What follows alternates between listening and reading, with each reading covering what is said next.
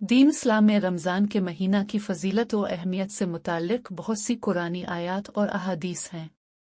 चूँकि इस महीने में इस्लाम का एक रुकन रोज़ा रखा जाता है जो इस्लाम में इंतहाई अजर और सवाब का काम है।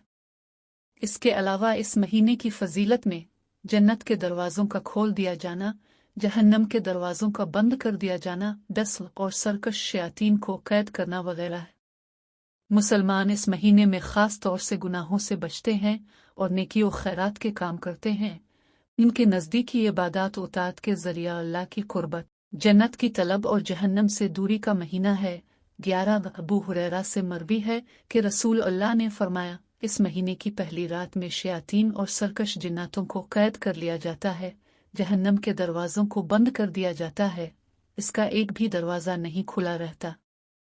इसी तरह जन्नत के सारे दरवाज़ों को खोल दिया जाता है, इसका एक भी दरवाज़ा बंद नहीं रहता। एक मनादी आवाज़ लगाता है, अलिफ़ी खैर के तलबगारों, मुतवज्जे हो जाओ, और अलिफ़ी शर के खरीदारों, इज्तिनाब करो। अल्लाह की तरफ से जहन्नम से आज़ादी का परवाना है और ये अमल हर रात होता है। इब्न माजा। रमज़ान के महीने में अल्लाह ने हर मुसलमान बालिग़ पर रोज़े को फ़र्ज़ किया है। इसे गुनाहों से मग़फ़िरत, सवाब और रज़ा, दुआओं की कबूलियत और अल्लाह से तक़र्रुब का महीना करार दिया है।